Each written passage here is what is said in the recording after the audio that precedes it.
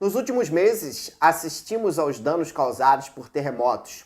O epicentro de um terremoto é fonte de ondas mecânicas tridimensionais que se propagam sobre a superfície terrestre. Essas ondas são de dois tipos, longitudinais e transversais. As ondas longitudinais viajam mais rápido que as transversais e, por atingirem as estações sismográficas primeiro, são também chamadas de ondas primárias. E as transversais são chamadas de ondas secundárias. A distância entre a estação e o epicentro do terremoto pode ser determinada pelo registro, no sismógrafo, do intervalo de tempo decorrido entre a chegada da onda P e a chegada da onda S. Considere uma situação hipotética, extremamente simplificada, na qual do epicentro de um terremoto na Terra são enviadas duas ondas, uma transversal, que viaja a uma velocidade de aproximadamente 6 km por segundo, 4 km por segundo, e outra longitudinal que viaja a uma velocidade de aproximadamente 6 km por segundo. Supondo que a estação sismográfica mais próxima do epicentro esteja situada a 1.200 km deste, qual a diferença de tempo transcorrido entre as chegadas das duas ondas no sismógrafo? Vamos lá, meu amigo, minha amiga. Mais um probleminha de velocidade média, né? E sempre muito importante, né? Apesar do texto grande aí, não é uma questão difícil. Você tem que interpretar, você tem que prestar atenção no que ele está pedindo, né? Então, o que ele falou basicamente? Que você tem aqui o terremoto, tá? Esse terremoto vai gerar ondas, tá? A gente não vai entrar em detalhes aqui em ondas, mas a ideia é essa, esse terremoto aqui vai gerar ondas, e você tem uma estação que está localizada a 1.200 quilômetros de distância do teu terremoto, certo? E aí você vai produzir duas ondas diferentes. Aí não precisa saber o que é longitudinal ou transversal nesse momento, parece até uma questão de ondas, mas poderia estar lá no assunto de ondas ou aqui em velocidade média sem problema nenhum.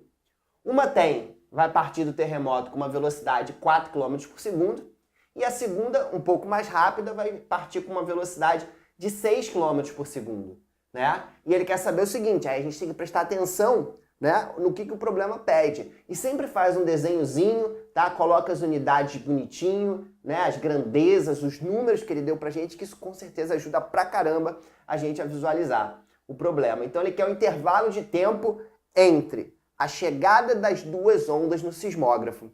Olha que coisa maneira, já dá até pra gente, ó, dar um somebody love aqui na resposta, que é o seguinte. Bom, como a velocidade ela é constante, e ela a gente pode usar a fórmula da velocidade média. Concorda comigo? Então vou usar aqui ΔS e ΔT. Então velocidade é igual a distância sobre o tempo. Maneiro? Mas olha só, vê se você concorda comigo. Olha como é que é tranquilo. A diferença agora é que eu tenho duas ondas. Se eu tenho duas ondas, para cada onda eu vou usar essa formulazinha aqui. Concorda? Então o que eu vou fazer? Vou calcular quanto tempo essa primeira onda vai sair daqui e vai chegar até aqui, e depois calcular o tempo que a segunda onda vai sair daqui e chegar até aqui. Beleza, e a resposta vai ser a diferença entre esses dois números. Olha que tranquilidade. Então é só pensar, só raciocinar com calma, que com certeza você vai conseguir fazer qualquer tipo de questão, certo? Mas olha só, olha que maneiro, já dá pra gente prever. Talvez aqui seja muito fácil, né? Mas eu sempre bato na mesma tecla. Toda formulazinha de física a gente tem que saber analisar diretamente, inversamente proporcional. Então olha que maneiro. Você vê que a distância aqui ela é constante. Certo? Ela é uma constante. Por quê? Porque as duas ondas vão ter que percorrer a mesma distância, que é 1.200 km por hora. Agora você percebe o seguinte, que velocidade ela está de um lado da equação na parte de cima, numerador, e o tempo ele está do outro lado da equação na parte de baixo. Quando isso acontece em qualquer equação da física, a gente diz que essas duas grandezas são inversamente proporcionais. Então, quanto maior for a velocidade que qualquer corpo tiver, no caso aqui a onda, menor vai ser o tempo que essa onda ou esse corpo vai gastar para poder chegar no seu destino. Isso é maneiro porque dá pra gente, por exemplo, já observar se a gente vai cometer algum errinho de conta, certo? Então, olha só, vê se você concorda comigo. Qual é a onda que tem a maior velocidade? A 1 ou a 2? Number 2. Certo? Olha aqui, ó. A número 2 tem 6 contra 4 da primeira. Então, se ela tem a maior velocidade, essa onda vai gastar menos tempo. Olha que maneiro. Então, com certeza, ó, o tempo dessa ondinha número 2 aqui vai ser menor do que o tempo que a outra onda vai gastar. Certo? Claro, quem está mais lerdo demora mais para chegar. Certo? Então, a gente já pode prever que quando a gente usar ΔS e ΔT, para esse númerozinho aqui, para essa onda número 2, vai dar um valor menor, e no caso, para a onda número 1, vai dar um valor maior, certo? E a gente pode ver se nossa continha, pelo menos, faz sentido fisicamente. Show de bola? Agora é o seguinte, agora, como eu quero calcular o tempo, eu vou multiplicar cruzado, tá? Só para deixar o tempinho aqui isolado já. Então, olha só, esse está embaixo, passa para o outro lado, multiplicando. E esse que está aqui em cima, passa para o outro lado, dividindo, tá? Então, vai ficar tempo vai ser igual a distância sobre velocidade, tá? Só cruzei aqui, multipliquei cruzado, aquela coisa que você aprende lá na matemática, tá? Só que esse aqui subiu e a velocidade desceu. Tudo bem? Agora eu vou aplicar essa fórmula 2 vezes, tanto para a ondinha número 1 quanto para a ondinha número 2, certo? Então, molezinha, tem certeza que você vai arrebentar na sua prova, no seu teste. Então, olha só. Então, para o primeirão, olha só. Tempo do primeiro, intervalo de tempo da primeira onda. Vou botar aqui da cor verdinha. Então, ΔT number 1 é igual. Qual é a distância que a primeira onda está percorrendo? Ela está percorrendo 1.200 km, né?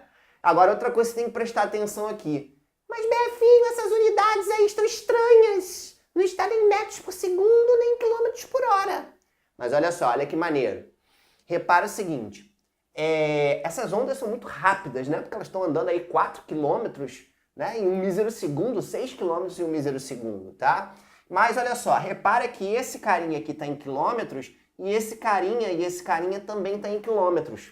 Então não tem problema. Eu vou trabalhar com a distância em quilômetros e minha velocidade também está em quilômetros por segundo, certo? Eu só teria que transformar se esse carinha aqui fosse metros.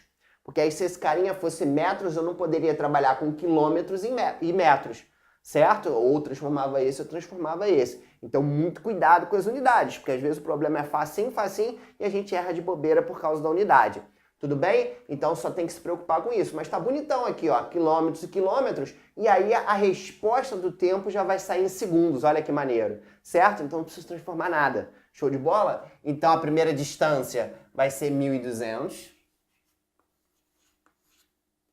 divididos.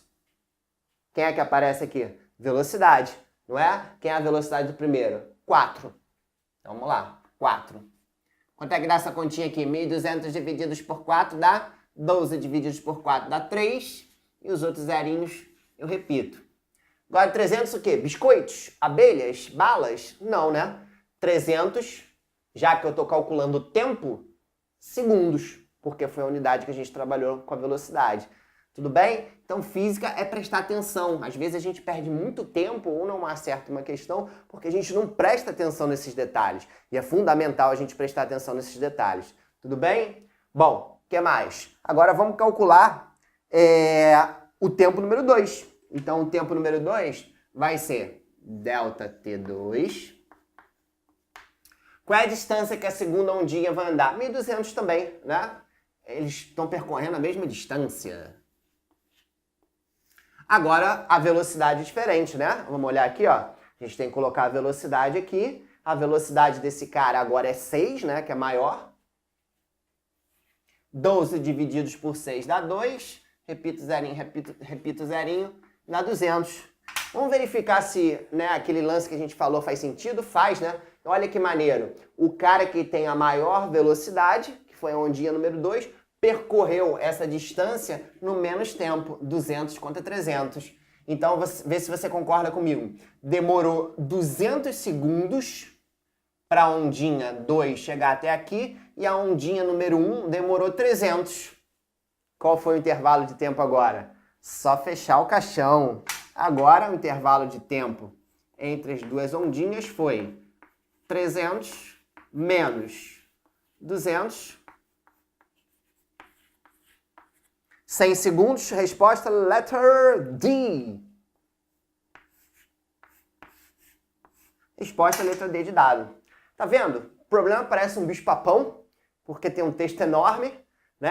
Às vezes a gente podia se enrolar aqui com essas unidades, mas não tinha que transformar nada. É só prestar atenção, é só fazer com calma, certo? Física não é esse bicho-papão que a gente acha. É só ir com calma, devagar, que você consegue chegar na resposta. Tá certo? Eu sou o BF, você está no Desesperando. Um beijo.